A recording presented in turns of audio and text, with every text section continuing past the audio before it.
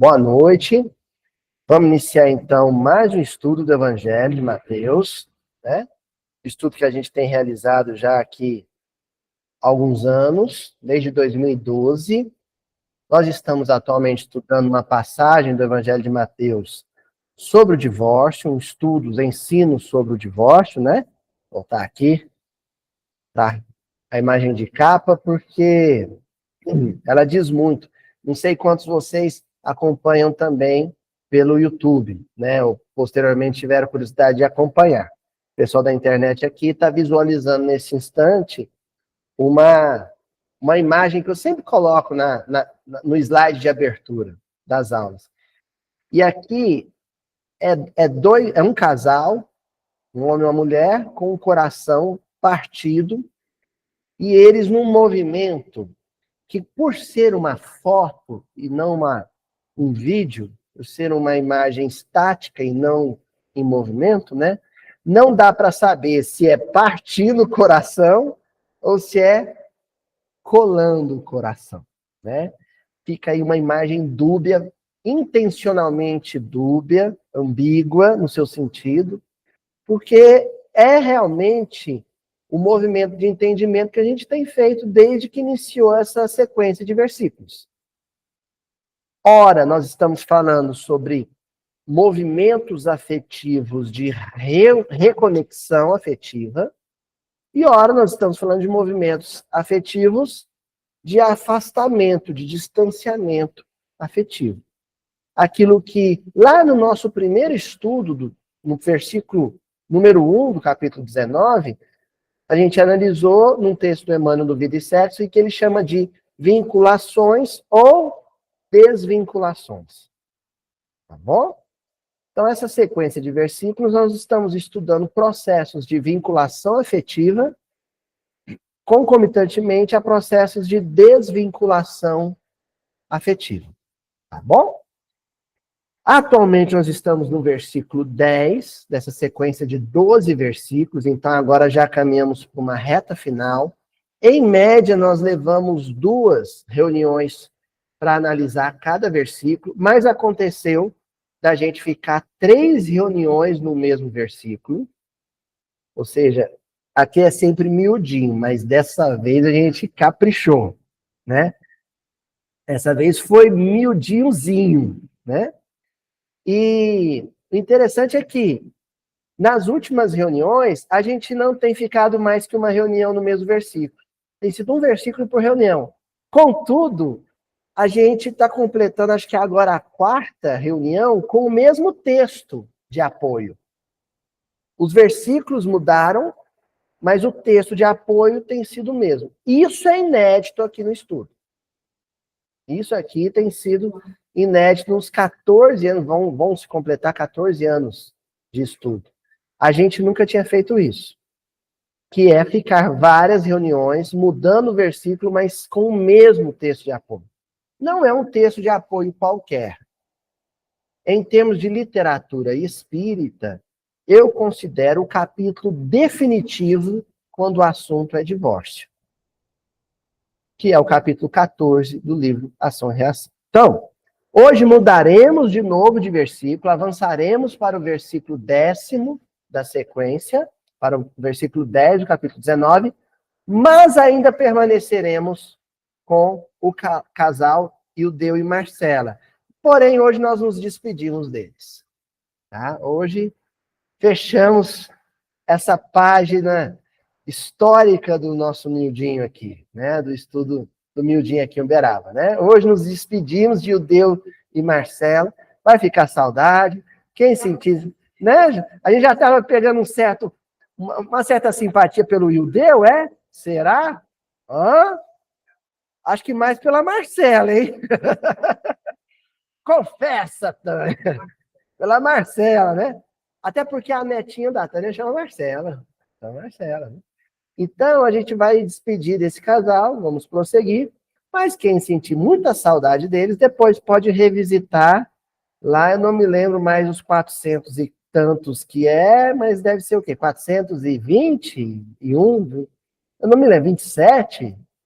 Eu não acompanho o Mildinho. Olha que vendo. É. eu não sei qual que são os episódios dessa sequência. Do 417 para frente, né? Então, quem sentir saudade, é só revisitar, né? Sei que também outros, não, já foi duro atravessar esses 12 versículos, aí também eu vou dar um descanso do assunto divórcio. Bom? Mas não se preocupem que tem outros assuntos tensos aí pela frente. Com certeza, né? Então, vamos lá? Ó, o capítulo 10, o versículo 10 do capítulo 19 de Mateus, é o seguinte: dizem-lhe os discípulos. Então, até então, era um diálogo entre Jesus e os fariseus.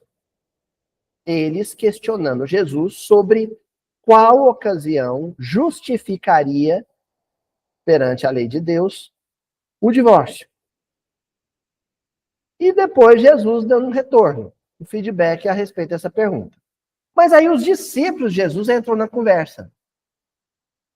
E assim, gente, quem assiste o The Chosen, vê lá que esses 12, eles eram muito comédia. Era assim, a Jesus falou assim, eu vou fazer um dream team de figuraças. Eles eram muito figura. O Pedro, então, tem passagens do Evangelho que nem cita Pedro, mas pela pergunta, a gente vai ficando íntimo do discípulo, né? A gente diz, só pode ser Pedro, né?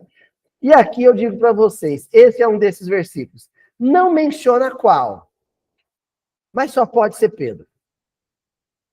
Mateus, para ser honesto, põe a coisa no plural. Os discípulos. Mas eu tenho certeza que quem pôs lenha na fogueira, quem pôs pilha no grupo para perguntar isso aqui foi Pedro, né? Aliás, nem é uma pergunta. É tão comédia que nem é uma pergunta, é uma queixa, é uma reclamação, quase que uma conclusão hilária, que só pode ser de Pedro. E digo mais, só pode ser de Pedro longe da esposa. Ele não ia falar um negócio desse perto dela, não, gente. Não ia mesmo. E longe da sogra, porque a sogra ia dar com a língua nos dentes. Olha só. Dizem-lhe os discípulos, se é assim, o caso do homem com a mulher, é melhor não casar. Pedrão, deve ter sido Pedro, vira para Jesus e fala assim, espera aí, então se é tão complicado assim, esse negócio de casamento, então melhor eu não casar, ué. Eu acho que muita gente aqui estava com isso entalado na garganta e não tinha coragem de falar. Então melhor não casar. Esse trem é tão sério, tá? É uma experiência tão intensa assim, então melhor não casar. A pergunta ou queixa que o discípulo ou os discípulos fazem aqui é basicamente essa. E aí, no nosso miudinho aqui, a gente vai destacar, pensar dentro do versículo esse não casar. Casar ou não casar?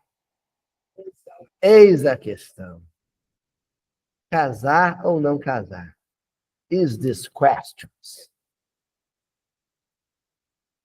E aí, gente, casar ou não casar? Bom, como prometido, nós vamos debater essa dúvida cruel com a fala do Silas com o Hilário e o André Luiz.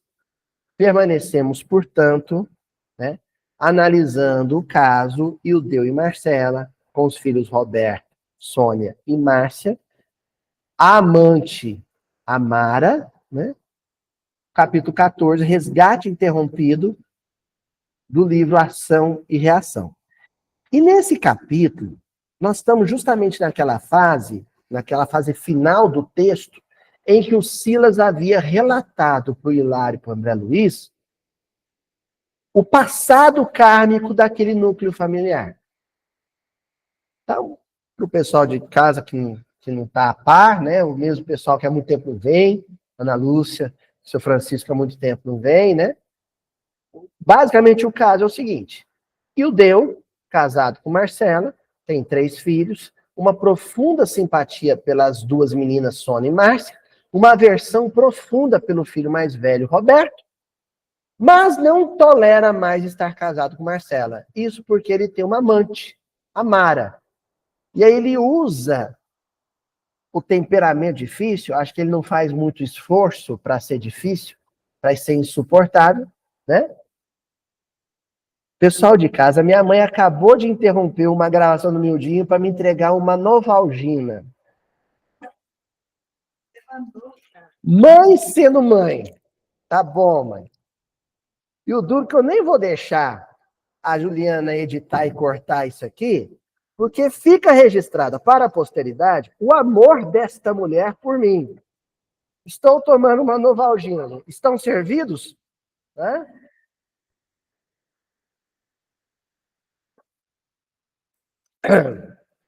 Ai, ai. Muito obrigado, senhora. Muito obrigado. Continuando. Onde eu parei mesmo? Nem lembro mais. Tá falando?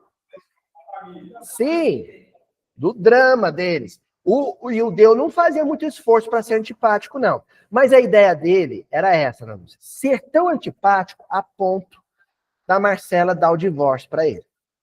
Só que aconteceu uma situação trágica. Como ela não dava o divórcio, ele decide matá-la.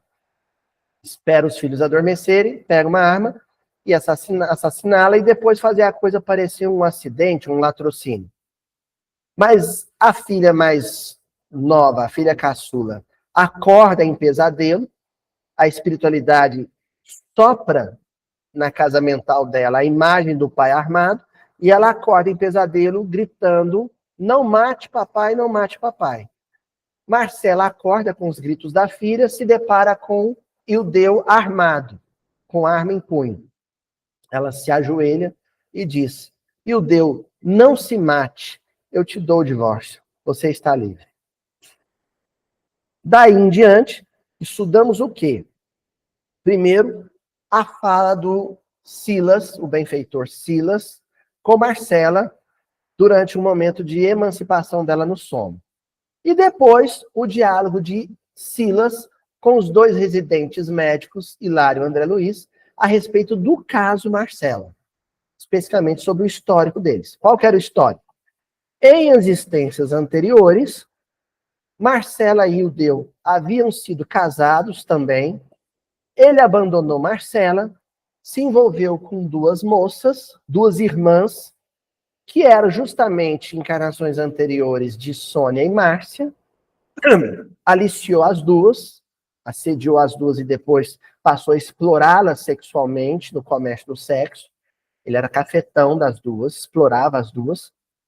E após a vida dele descer ladeira abaixo, ele estar doente, na miséria, ele decide retornar, procurar a esposa antiga, a Marcela, para reatar o romance.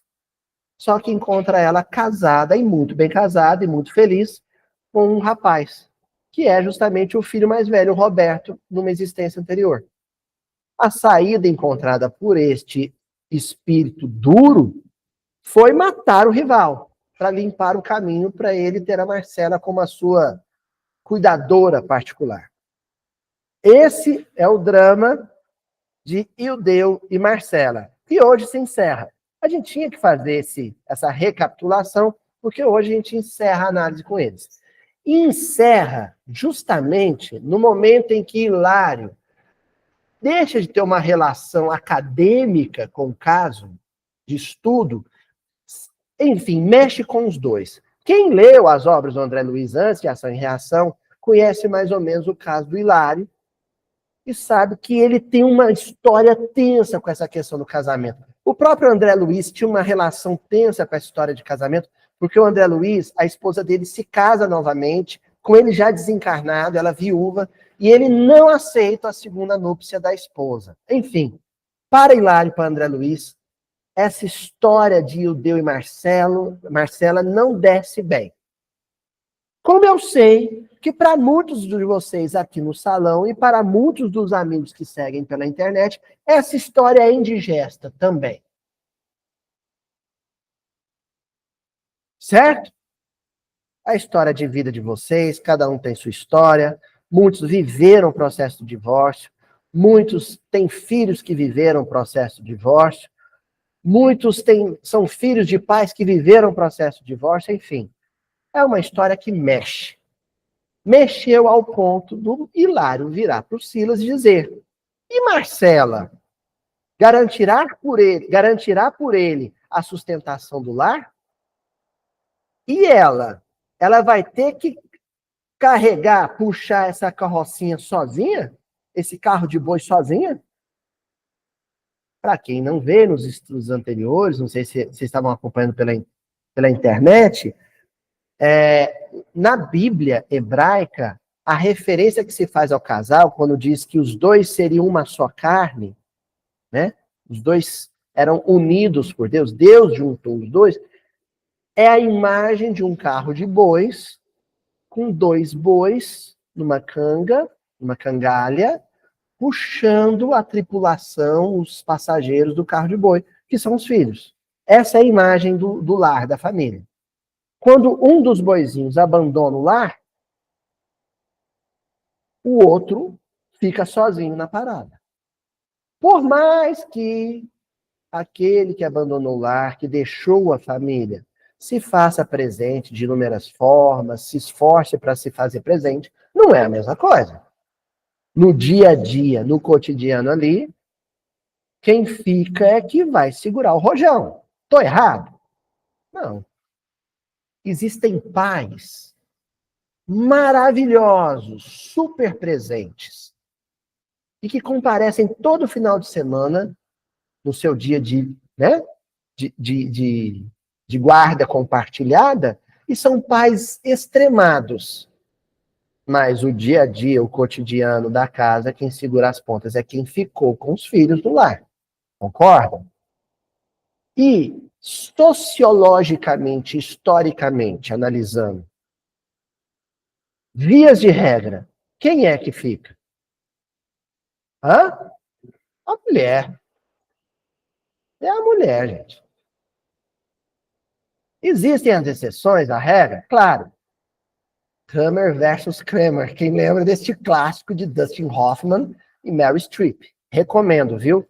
Quem quer sofrer por divórcio que ainda não viveu, assista esse filme. Kramer versus Kramer. Kramer versus Kramer. Assistam. É um clássico do cinema. A história de um casal que se separa e durante é uma luta, basicamente uma luta judicial pela guarda dos filhos ali, e existe um momento assim, emocionante. Eu fico emocionado com esse filme, adoro esse filme, que é o pai fica ali com os filhos, né? Tem uma cena da torrada francesa que eu vejo ela, eu choro. Quem assistir vai lembrar dessa cena, né? Então, apesar de ter esses casos dos pais que se dedicam, homens que se dedicam muito aos filhos, quando o casal se separa e a mulher fica com o cotidiano doméstico, não é brincadeira, gente. Não é brincadeira. Se for adolescente, então, ulalá. Certo? E aí o Hilário fala assim, então ela vai assumir um compromisso que era dele também? Porque o caso do Hilário, o caso do Judeu é aquele caso que certamente ele, vazar na braquiara e largar a Marcela sozinha no mundo. A gente não percebe, por mais que o capítulo relate um momento curto da vida deles, a gente não percebe no Judeu uma tendência à participação e à cooperação com ela na maternidade. Não parece ser o perfil dele. Tudo indica que ele vai ser daqueles pais extremamente ausentes, que deixou o abacaxi na mão da mãe para ela descascar.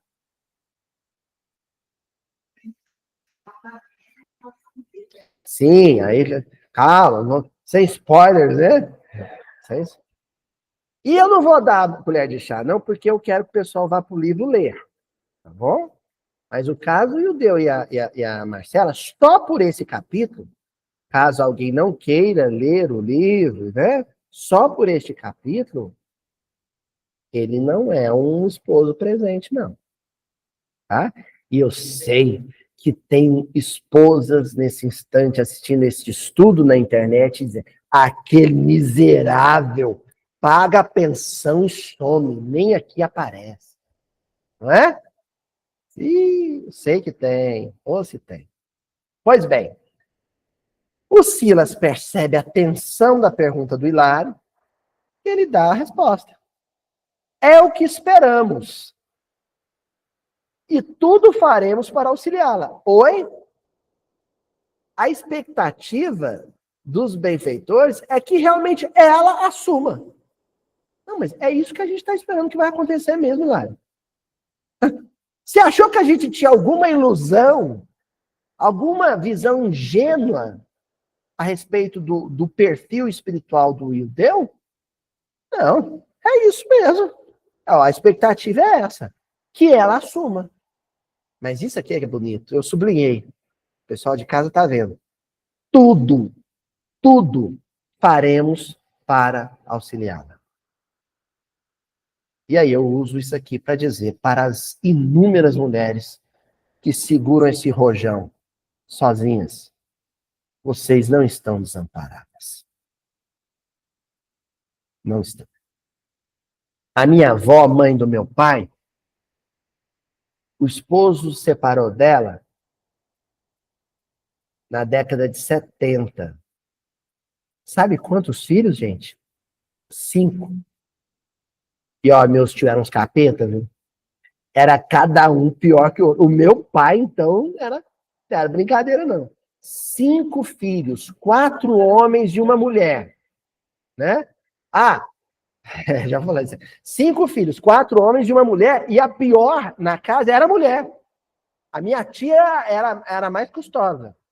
O meu pai mais velho, muito jovem, aos 17 anos, resolve casar. Então minha avó fica com 5 filhos e uma nora de 16 anos, que era, por acaso, minha mãe.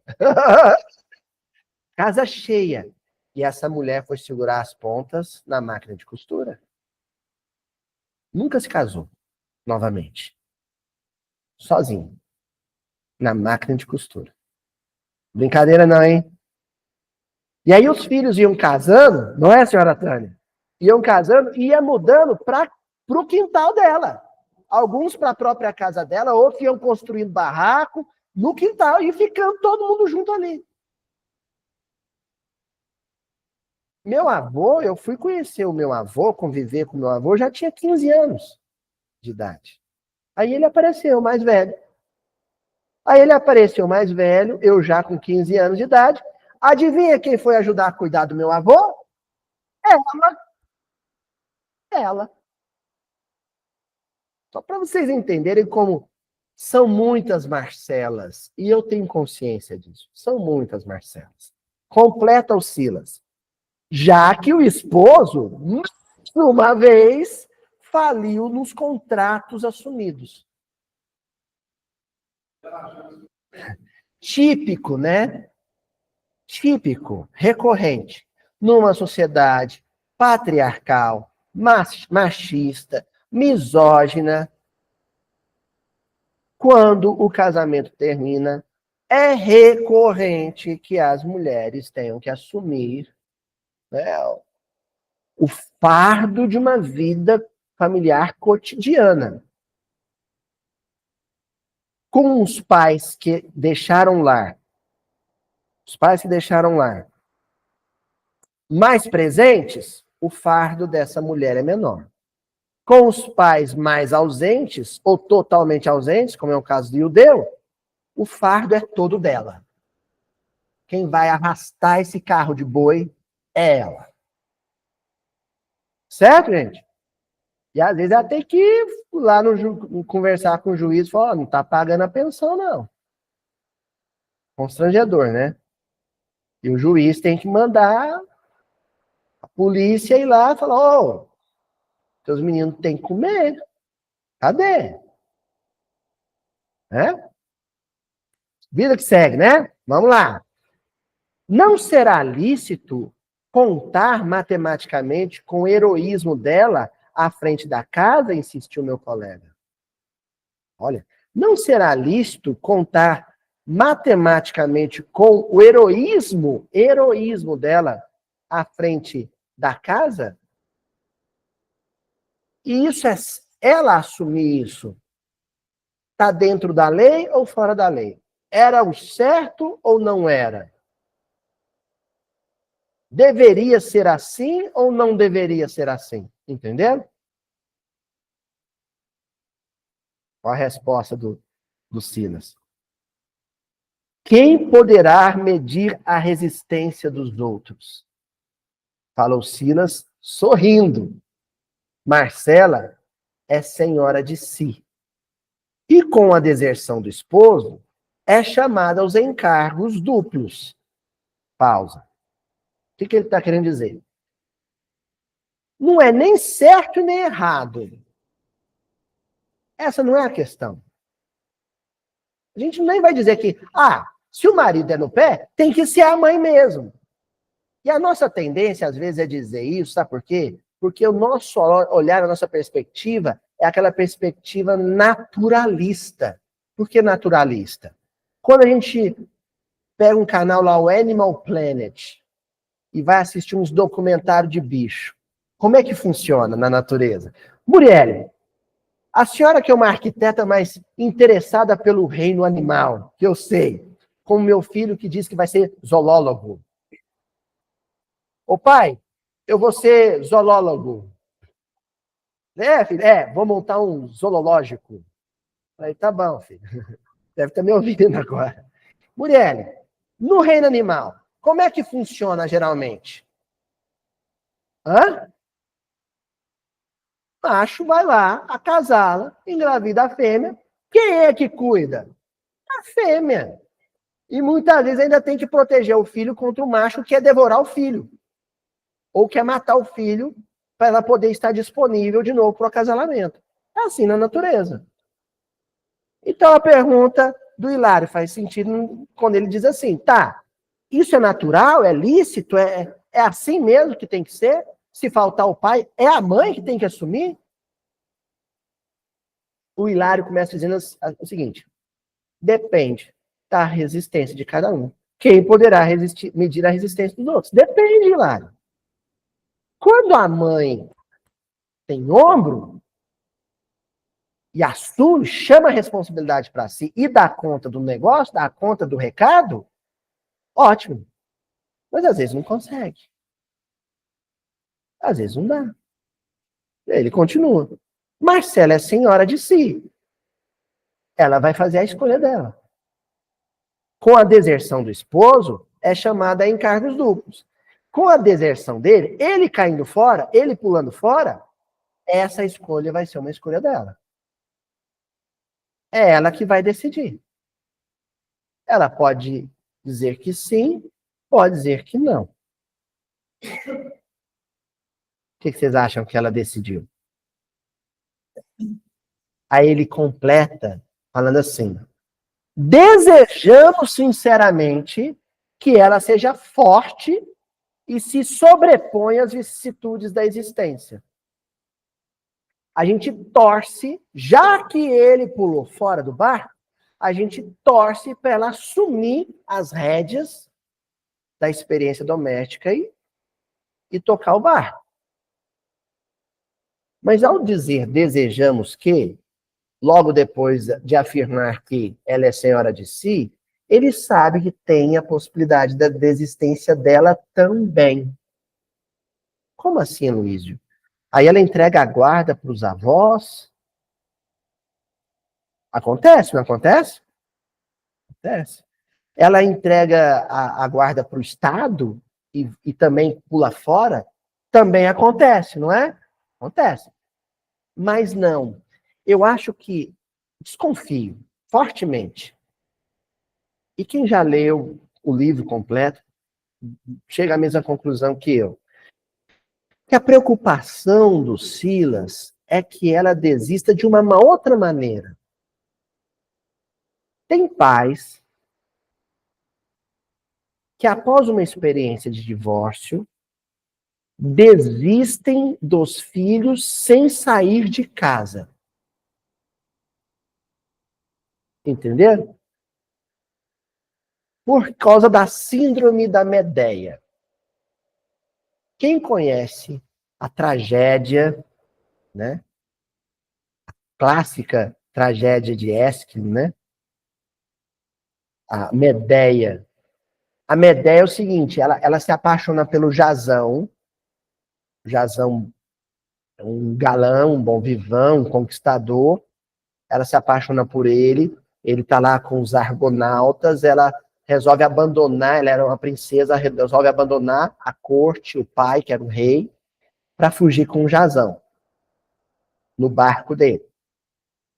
Mas aí, no caminho, na jornada, ela sabe que o pai, com a frota dele, vai vir perseguindo ela para tentar resgatá-la. Aí ela tem uma ideia. Ela pega o caçulinho, o irmão caçula, que era os dodói do papai, mata ele e vai jogando os pedaços do corpo dele. Gente, é tragédia grega, né? Se não for trágico, não é tragédia grega, né? E vai jogando, né, os pedaços do corpo. O pai para ir recolher o corpo do filho, chorando em prantos, e ela usa isso para poder conseguir fugir. Só que a vida não dá voltas, ela capota, né? E anos mais tarde, o Jasão, ela já com filhos com o Jasão, ele começa a traí-la.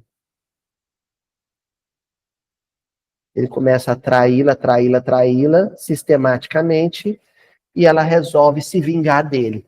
Ela fala assim, se eu matar ele, eu matar uma das amantes, ele não vai sofrer. Ele vai sofrer na hora que eu estiver matando, depois não, na visão materialista, né? Ela fala assim, eu quero causar uma dor em que ele continua vivendo e sofrendo. Então eu vou fazer o maior sofrimento que eu poderia impor a ele. Eu vou matar os nossos filhos.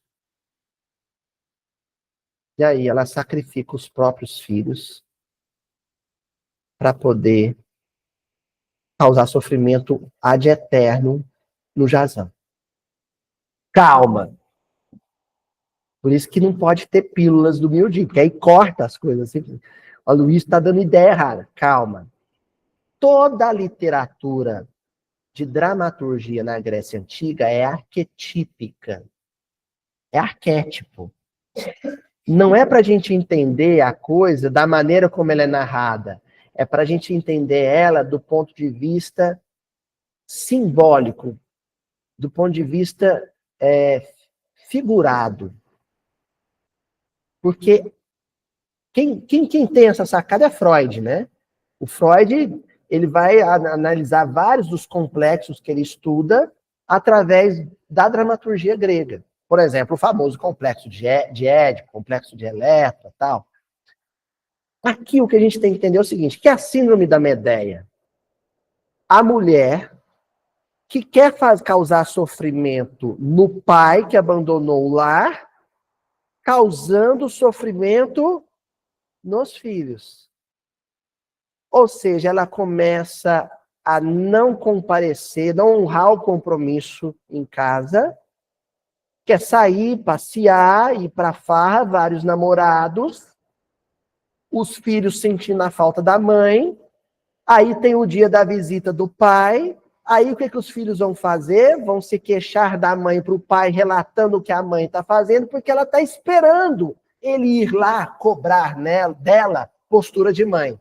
Só para ela poder olhar no olho dele e falar assim, quem foi embora foi você. Eu fiquei. Por que você pode e eu não posso? Entendeu o que é o matar os filhos para causar sofrimento no esposo? Usar os filhos para causar sofrimento no esposo? Essa guerra entre marido e mulher, com os filhos no meio, é Medeia e Jasão. Meu pai, tadinho. Meus avós se separaram, aquele sofrimento. Né? Meu pai era goleiro do Fabrício aqui, do Esporte Clube Fabrício. Time amador aqui. Meu pai era goleiro. No meio de um jogo, final de campeonato, na rua de cima, aqui esse campo de várzea aberta, não tem cerca nem nada, passa na rua de cima, meu avô no caminhão dele. Meu pai não via meu avô há vários meses. Ele larga a partida, no meio da partida, e sai correndo. Pai, atrás do meu avô. Meu avô escuta o filho chamando, estaciona o caminhão e desce para abraçar o filho. Aí vem outra estratégia do marido que abandonou o lar. compensar com dinheiro. Não é? Não é assim? Típico, não é? Meu avô, para parecer o super pai, mete a mão no bolso, tira uma nota, seria hoje tipo R$ 100, e entrega pro meu pai. Toma, filhão. E nessa altura do campeonato, ele era um pai tão ausente que nem a pensão ele não pagava. Naquela época não tinha pensão, não tinha nada disso, né? E então eu estava passando necessidade em casa. Meu pai chega todo alegre em casa. Mãe, encontrei com meu pai. Olha o dinheirão que ele me deu. Minha avó, quem te deu? Aquele miserável. Pega o dinheiro e tchau, tchau, tchau, tchau. E a mãe dela, a avó do meu pai, e você tá louca, rasgar dinheiro, você vai presa. Medeia, Jazão. Quer dizer, e quem tá ali no meio? O menino. Silas, espero ardorosamente que Marcela assuma a responsabilidade sem raiva, sem ódio. Porque se ela tiver ódio de Medeia, ela vai tentar puni-lo. E vai tentar puni-lo tendo um comportamento análogo ao dele. Ela vai buscar a reciprocidade. A nossa noção de justiça é uma noção de justiça quadrada, limitada. Porque a gente entende que justiça é somente a reciprocidade. Não é, nem sempre. Se ele pode, eu posso. Se ele fez, eu faço. Num casamento que termina com filhos, não pode funcionar assim. De fato, e é o que o Silas está dizendo para o Ildeu, de fato, uma das partes vai ter que assumir esse prejuízo em honra do compromisso educacional das crianças, dos adolescentes, que lhe foram confiados. Fica a pergunta de Lário. É lícito isso? É justo isso? É certo isso? E a resposta do Silas. Alguém tem que fazer isso, não tem? Se ela vai dar conta nesse momento do texto, ele fazer, não sei. Aí avançamos, né? Esses estudos, nossa, é bom, né? Mas, esse negócio legal que a gente está estudando, né? Assim, eu vou contar para vocês, eu fiz esse autoelogio ao estudo, né? Não a mim, ao estudo, por causa do comentário de um rapaz no inbox, na internet, assim. Ele veio e comentou assim, me desculpe, companheiro, se ele está assistindo, eu não vou me lembrar o nome dele agora, mas ele veio e comentou assim, se esses estudos tivessem chegado na minha vida alguns anos antes. Entenderam?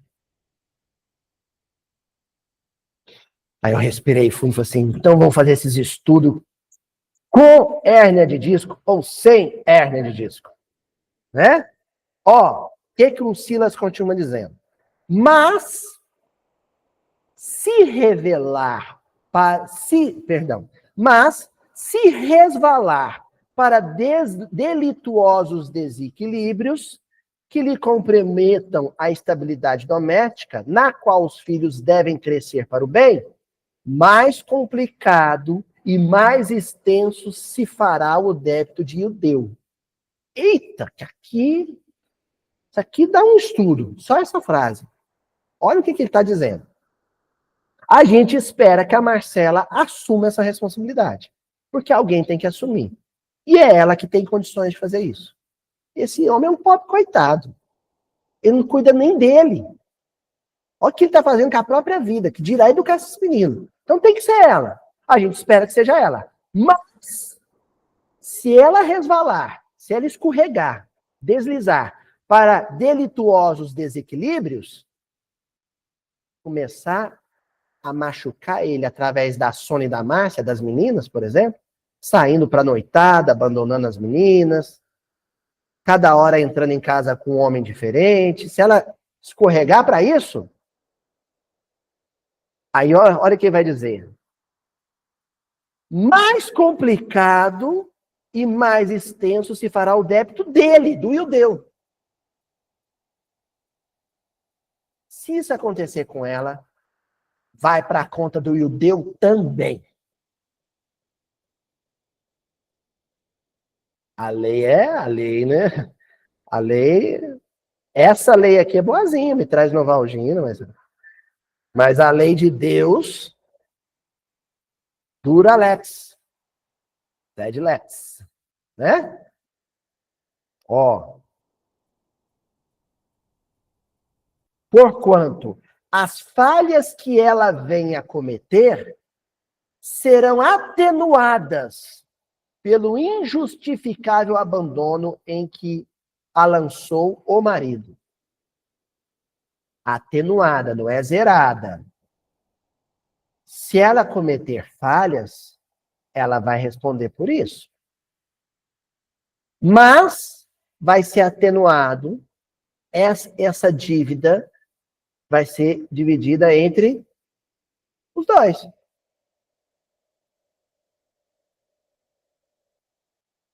Se ela matricular o menino na escola particular, ela vai pagar tanto, ela trabalha, ela vai pagar tanto na mensalidade. Aí o juiz vai determinar quem vai pagar a parte também. Ele. Não é assim? As dívidas materiais da casa, ele não vai ter que participar dessas dívidas? Então, as dívidas morais que ela contrair, também. Só que aí é com o tribunal divino. As dívidas que ela assumir por deslizes nessa função redentora de mãe, ele vai ter que arcar a dívida junto com ela. Ó, quem se faz responsável por nossas quedas experimenta em si mesmo a ampliação dos próprios crimes. Se ele for, em parte ou totalmente responsável pela queda dela, totalmente não digo porque ela também vai ter responsabilidade, né? Ela pode dizer sim ou pode dizer não para o compromisso. Mas quanto maior for a atrocidade que ele cometeu com ela, maior é a responsabilidade que ele vai ter nos deslizes dela. E vice-versa, né, gente? O contrário também. Nós estamos aqui trabalhando com o que é geral, com o que é muito recorrente, que é o marido abandonando o lar. Isso é recorrente numa sociedade patriarcal e machista, mas também acontece o contrário. Esposas que abandonaram o lar, muitas vezes deixando a guarda dos filhos com o marido. Ou o constrangendo a deixar a casa, porque ela não queria mais a relação. E ele teve que sair a contragosto. Nós sabemos que temos casos desse, tá? Então, tudo aqui é recíproco. Igual o menino que eu, lá dando aula lá na faculdade, e aí era um da engenharia, e eu dando aula sobre a Lei Maria da Penha. E aí, de repente, ele pega e fala assim, isso é injusto, por que não tem uma lei Mário da Penha? Aí eu fui explicar para ele, meu filho, a mesma lei é aplicada por analogia. Ela tem esse nome com uma homenagem ao episódio vivido por esta mulher. Mas a lei vale para um e vale para outro. A lei divina, idem. Geralmente, homens abandonam esposas que precisam assumir o lar. Mas existe o inverso. E a lei, o caso Ildeu Marcelo, é análogo. Ele se aplica, isso que o Silas está dizendo, se aplica a casos inversos. Ok? Continuando. Se a esposa e os filhos, olha o questionamento que vai ser feito para o Silas. Se a esposa e os filhos, então, definitivamente guindados à luz. Vamos supor, então, que a Marcela assumiu o compromisso e começou a trabalhar o evangelho no coração desses 3 meninos, e eles foram sendo guiados, guindados, erguidos para a luz. E aí, esses 4, rojão, subiram. Marcela, Roberto, Sônia e Márcia. Os 3, os 4, dispararam, sim, moralmente na vida. Dispensarem qualquer contato com a sombra. Buscarem a luz. Em franca ascensão às linhas superiores da vida. A quem pagará Ildeu o montante das dívidas em que se agrava? Pergunta inteligentíssima. Ok, Silas, você disse que se os 4 começar a se perder na vida, o Ildeu vai ter participação na dívida que eles contraírem. Mas se os 4 acertarem, então ele está livre? Vamos supor que, ao contrário do que pode acontecer, dê tudo bem. A Marcela consiga criar os 3 se tornem pessoas de bem, pessoas maravilhosas, e ela, Marcela, siga no caminho digno, honesto que ela tem que seguir. Ok. E ele? Como é que fica a situação dele, nesse caso? Aí, então, ele tá liberado do compromisso? Olha o que o Silas vai responder. Caso Marcela e os filhinhos se ergam um dia a pleno céu, e na hipótese de guardar-se nosso amigo mergulhado na terra, caso eles evoluam, mas ele continue preso às coisas do mundo, vê-lo-ás e o deu na própria consciência, sofredores e tristes, quais os tornou, atormentado pelas recordações que traçou para si mesmo. Pausa aqui. Olha que negócio louco. Qual é a última visão que ele tem da Marcela quando ele sai de casa? Hã? Essa mulher, um trapo, um farrapo de gente, no tapete atrás da porta, reclamando baixinho, né? É a última visão que ele tem dela, um trapo de gente. É essa visão que ele vai ficar no psiquismo dele por um bom tempo. Mesmo que ela, quando você me deixou meu bem, me disse para ser feliz e passar bem, né? Mesmo que ela dê a volta por cima, mesmo assim, a visão que vai ficar, sabe, adesivada na consciência dele é a da Marcela chorando. Qual é a última visão que ele teve das meninas e do Roberto? Papai, papai, não se mate, não é? Esse papai, papai, não se mate vai ficar no ouvido dele. Mesmo se eles evoluírem, vão para outro planeta. Isso é um fantasma. A lembrança do sofrimento que ele impôs aos 4 é um fantasma que vai arrastar a corrente na casa mental dele por muito tempo. Completa Silas. E pagará em serviço a outras almas da senda evolutiva o débito que lhe onera o espírito. Luiz, e quando é que esses fantasmas vão ser exorcizados da consciência dele? Já que ele não tem mais que resgatar com os 4, se os 4 evoluírem muito, ele não tem mais que reencarnar com eles. Como é que então ele vai se libertar desse tormento? Através de serviço, através de trabalho. Então vamos imaginar, então, essa é a situação, que o Deus se regenera. Vamos supor que ele se regenera, mas continua atormentado por tudo que fez com Marcela, Roberto, Sônia e Márcia. E agora, como é que ele vai se libertar desses fantasmas? Deus coloca ele para fazer estudo miudinho, encontra uma sequência de estudos sobre divórcio e ele tem que fazer 20 estudos sobre divórcio. Brincadeiras, rapaz. Vocês estão entendendo a beleza da providência divina? Não necessariamente ele vai nascer com um câncer incurável, sei lá, na próstata ou na genitália para resgatar os débitos que ele teve. Não, porque, sabe, é uma coisa que uma visão ingênua que a gente tem de que as partes do corpo necessariamente estão relacionadas ao motivo de queda. Ah, se eu matei alguém a paulada, eu nasço com a mão torta. Ah, se eu errei no campo do sexo, eu vou nascer com uma doença na genitália. Ah, se eu abortei muito, eu nasço sem conseguir ter filho. Isso é uma visão tão burra dos processos kármicos, que eu tenho a impressão de que quem fala uma besteira dessa numa palestra nunca leu André Luiz. Nunca. Pensa que leu. assistiu o Nosso Lar, saiu na metade do filme e acha que entendeu André Luiz. Gente, a providência divina é inteligentíssima.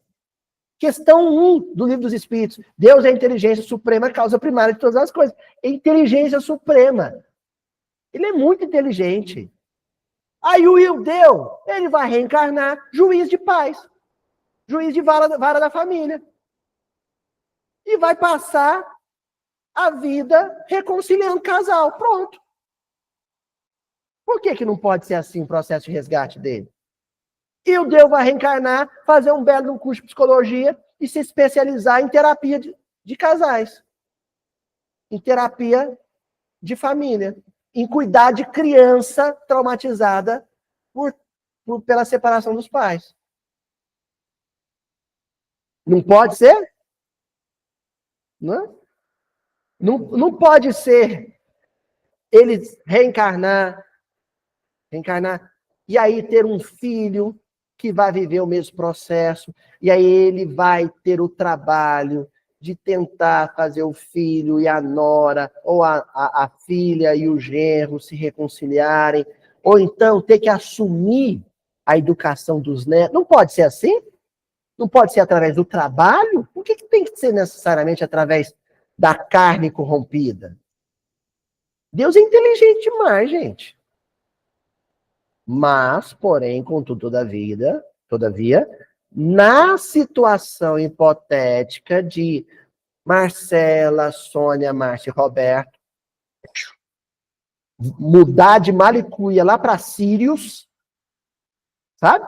Lá para o sistema de Sírios, deixar todo mundo comendo poeira e zerar qualquer possibilidade de resgate kármico com eles.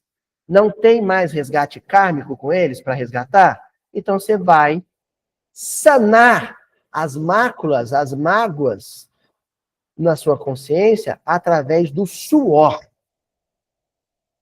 Às vezes é derramar sangue próprio, sentir na carne. Às vezes é derramar lágrima. Às vezes é derramar suor. Entendeu? Olha, bonito que o Silas continua dizendo.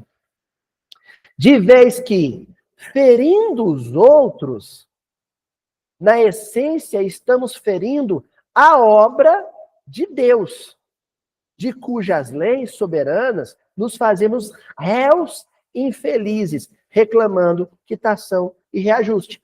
Ok, você não tem mais débito com a Marcela, com o Roberto, a Márcia e a Sônia, porque eles te perdoaram integralmente e eles estão bem, mas você tem débito com a vida. Você tem débito com a harmonia da vida. Seu compromisso agora é com Deus.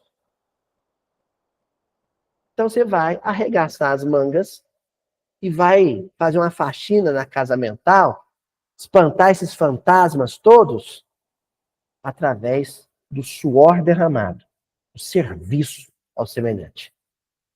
Certo? Ó, se o Deus mais tarde desejar reunir-se a Marcela, Roberto, Sônia e Márcia, no mundo espiritual, quiser encontrar com eles, ou quem sabe, reencarnar como um núcleo familiar afim e não mais de antipatias, deverá possuir a consciência tão dignificada e sublime quanto a deles, de modo a não se envergonhar de si mesmo. Que coisa bonita. Que coisa bonita.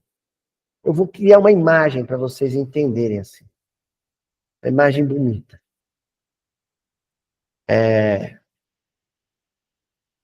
O pai abandona o lar, abandona os filhos, passa anos fora de casa, e aí, vocês se lembram daqueles quadros do programa Legal, aqueles quadros do Gugu Liberato, que achava o sujeito lá no sertão do Nordeste, lá no sertão do Mato Grosso, e ele ia encontrar os filhos que ele abandonou 40 anos depois?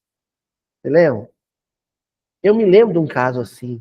que o pai pediu, olha, mas eu estou numa situação deplorável, será que vocês não compram uma roupinha para mim? Me ajuda a cortar o cabelo? Eu não queria que meus filhos me vissem assim, decadente assim. Eu me lembro de um quadro desse, não vou lembrar os detalhes, mas aquilo me comoveu. Eu quero que os meus filhos me reencontrem com uma aparência boa, digna. É disso que o Silas está dizendo. Se o tempo passar, e quando o tempo passar, e o Deus quiser esse reencontro, nós faremos tudo para que ele não envergonhe de si mesmo, para que ele se apresente do ponto de vista perispiritual com dignidade. Entendeu? E só tem um jeito dele se apresentar sem constrangimento para esses filhos, para Marcela no futuro. Se ele tiver modificado a túnica espiritual dele, de farrapo, de frangalho, tiver transformado em túnica, né? Túnica nupcial, túnica de festim de bodas. A gente não pode fechar as portas para ninguém. Eu sei que muitos de vocês, ao longo dessas semanas, tiveram uma dificuldade danada com a personagem Ildeu. Mas o que vai acontecer com ele, se não a vontade de Deus? E qual é a vontade de Deus, se não que tenhamos vida e vida em abundância?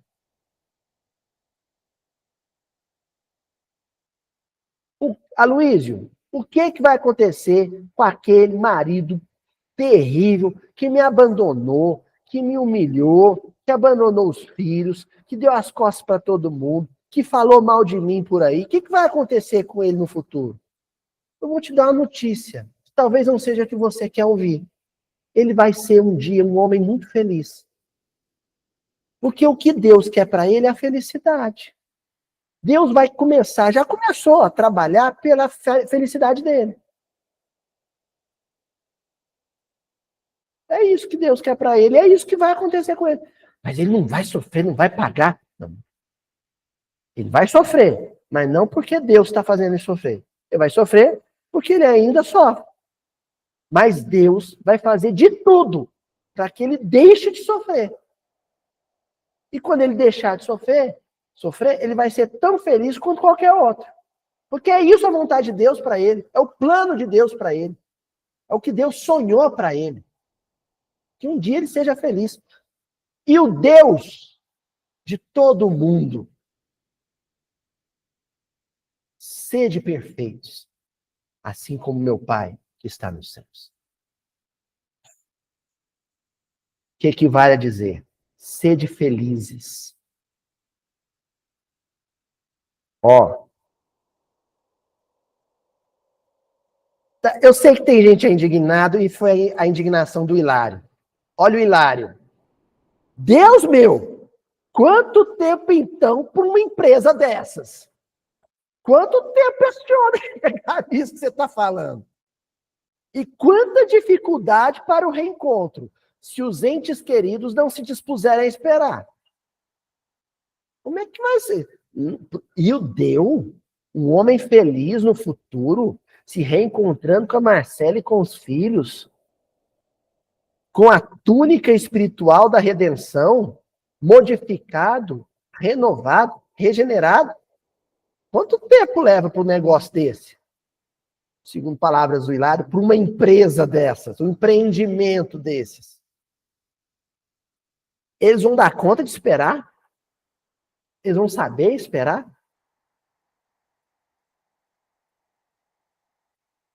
Tem uma música bonita aí que fala assim, sabe o amor esperar. Esperar. Ó. Sim, confirmou Silas. Quem se retarda por gosto não pode queixar-se de quem avança. Ele vai, sim, vai demorar. E ele que não reclame da Dora, porque ele se retardou por gosto, porque quis. Vai demorar. E ele não vai poder reclamar. Ele atrasou porque quis, por gosto.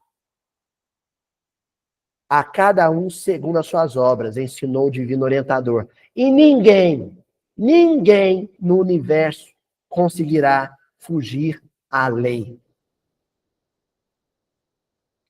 Resposta final do Silas. E aí, concluímos o capítulo, fechamos o capítulo com André Luiz dizendo: eu e Hilário, profundamente tocados pela lição, calamo-nos confundidos para orar e pensar. Encerramos aqui a epopeia de Ildeu e Marcela aqui no Mildinho, mas quem quiser saber mais coisa tem que ler o livro, né? E espero que vocês retornem para casa orando e pensando. Por quê? Orem para não pensar errado, para pensar com acerto, para pensar com proveito, para pensar em harmonia com o pensamento de Deus. Encerramos hoje. A Muri hoje merecia ver esse slide. Com uma foto de uma parceria histórica na música popular brasileira. Estou falando do grande poetinha Vinícius de Moraes e o exímio instrumentista, violonista Antônio Carlos, né? Toquinho. A parceirinha de Toquinho e Vinícius. Por que eu tô com uma foto do Vinícius e do Toquinho aqui e o título do slide, O Velho e o Moço? Vinícius de Moraes foi um homem de muitas mulheres. Se casou inúmeras vezes. E se romantizou muito a experiência dele com muitos casamentos. Por que se romantizou? Primeiro porque isso deu samba, literalmente. Ele é um literato, um gênio da literatura brasileira, da erudição inatingível. Né? Os literatos são inatingíveis, são para iniciados. Mas ele resolveu flertar com a MPB, com o samba de botequim. E desse casamento surgiram canções memoráveis. Só que a canção, a arte, nem sempre imita a vida. Eu cheguei a ver algumas entrevistas com a Suzane de Moraes, filha dele, filha da Tati, a primeira esposa do Vinícius, dela falando, olha, o pessoal achava um barato, achava divertido o Vinícius. Ela fala Vinícius, ela não fala pai. O Vinícius separar da minha mãe, casar com outro e depois casar com outro, era divertido para quem estava de fora, para quem estava lá dentro, não era engraçado, não. E ela conta uma coisa curiosa, ela fala assim, quando o Vinícius começava a aparecer pouco em casa, e assoviar assim, a gente já sentia, tá indo embora. E os filhos sofriam, e as mulheres sofriam. E ela relata, minha mãe, o Vinícius, morreu sem minha mãe falar com o Vinícius. Porque para o núcleo familiar aquilo era doloroso, era sofrido. Os filhos não achavam aquilo engraçado, não. Pois bem, a certa altura da vida, o que foi acontecendo com o nosso poetinha? Foi ficando velho. E aí, com a velhice, gente, quando o corpo começa a cessar, a libido também começa a cessar. E aí começa a ter um outro significado. A afetividade, a relação matrimonial. E ele repensa a história de vida. E isso aconteceu, esse momento chegou para o Vinícius, e eu tô ficando emocionado, não sei que eu gosto demais desse cara.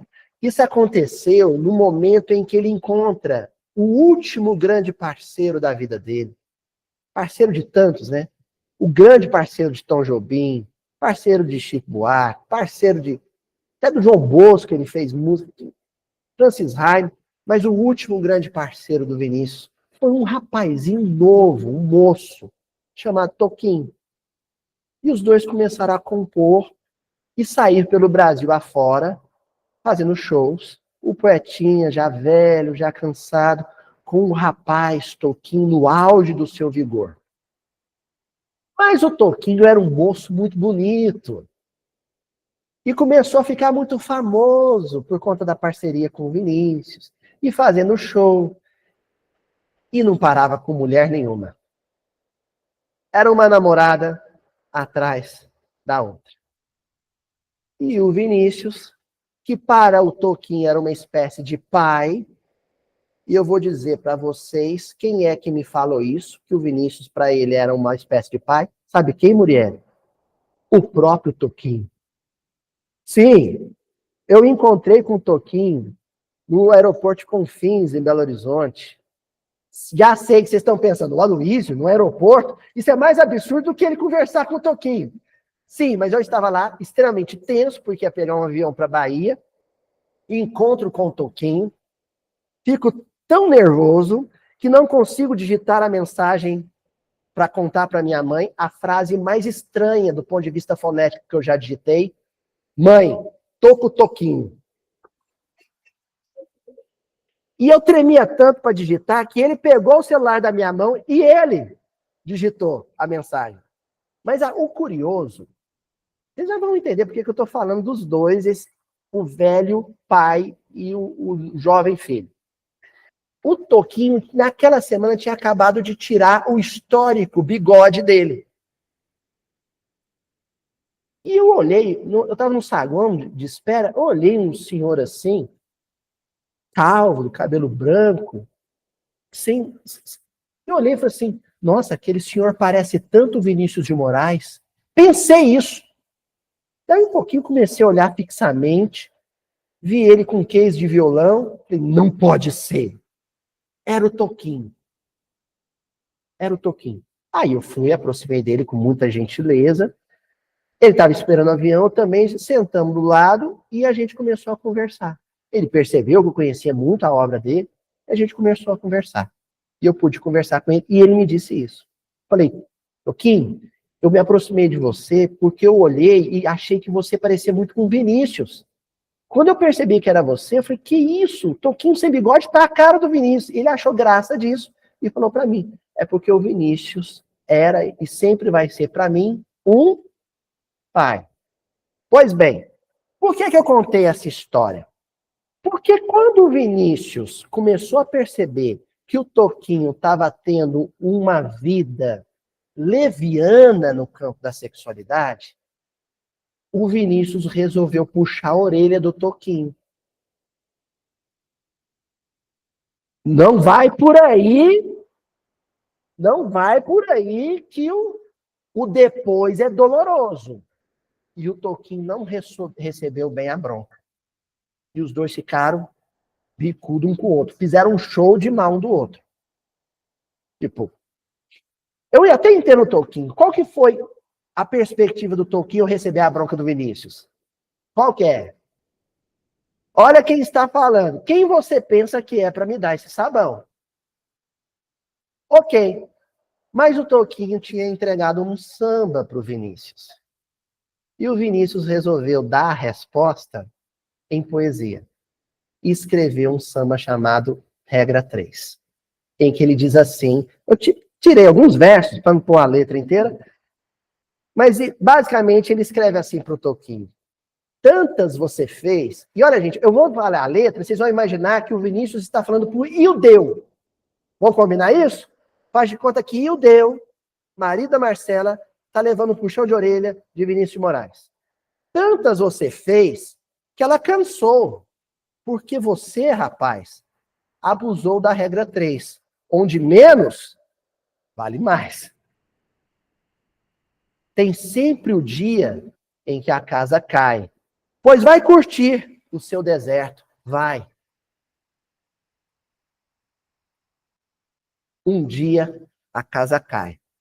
para quem negligenciou o compromisso iluminado de um casamento.